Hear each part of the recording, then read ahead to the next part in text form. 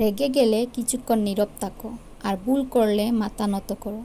ব্যাস, জীবনের সব সমস্যা এমনি সমাধান হয়ে যাবে। হাজারো কল্পনার শেষ স্থান হচ্ছে অন্ধকার এক কবর। কাল থেকে ভালো হয়ে যাব বলা মানুষটাও কিন্তু রাত শেষে দুনিয়া থেকে বিদায় নিয়ে যায়। তাই ভালো হতে দেরি করো না, কারণ মৃত্যু তোমার ভালো হয়ে যাওয়ার অপেক্ষা করবে না। হঠাৎ এমন একটা সময় আমাদের সামনে উপস্থিত হবে যখন আমরা সমস্ত উষ্ণতা হারিয়ে স্তব্ধ, ঠান্ডা, শীতল হয়ে যাব।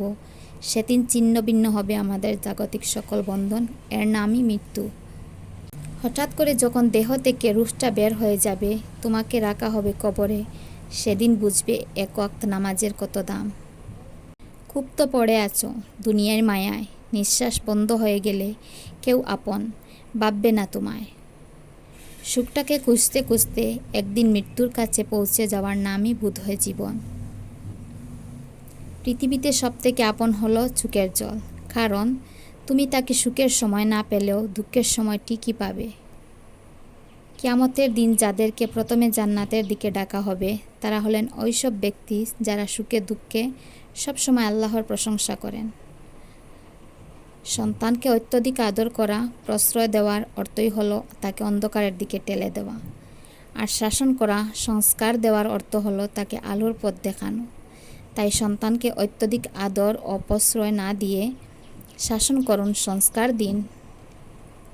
কিছু কিছু বাবারা সন্তানকে এতই বেশি ভালোবাসে যে বাচ্চার কিছু হলে মাকে দোষারোপ করে, খুব আঘাত করে ফেলে। সন্তানের প্রতি ভালোবাসা প্রকাশ করতে গিয়ে বাবারা এটাই ভুলে যায় যে বাচ্চাকে মা সবচেয়ে বেশি ভালোবাসে।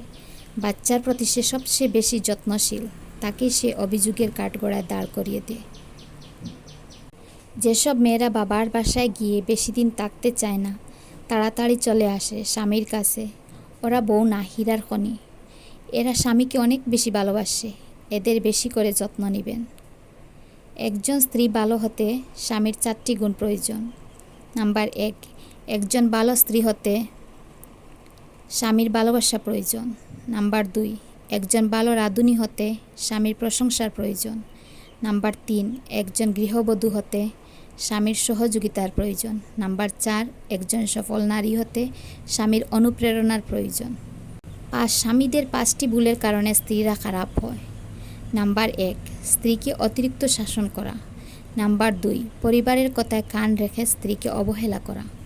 নাম্বার 3, স্ত্রীর সামনে অন্য নারীর প্রশংসা করা। নাম্বার 4, সবার সামনে স্ত্রীকে অসম্মান করা। নাম্বার 5, স্ত্রীর আত্মীয়দের অসম্মান করা। কার ভিতরে কী আছে আমরা জানি না বলে হয়তো পৃথিবী এতটাই সুন্দর। সব দুঃখের মূল হলো এই দুনিয়ার প্রতি আমাদের অত্যাধিক ভালো আকর্ষণ। একটি নারীর সবচেয়ে শান্তির স্থান হলো তার স্বামীর বুক, যেখানে মাথা রাখলে সকল দুঃখ কষ্ট ভুলে থাকা যায়। নিজের সাথে নিজের লড়াইটা সহজে, কিন্তু ভাগ্যের সাথে লড়াইটা বড্ড কঠিন। যদি ভালো হতে চাও তাহলে সর্বপ্রথম মিথ্যা বলা ছেড়ে দাও।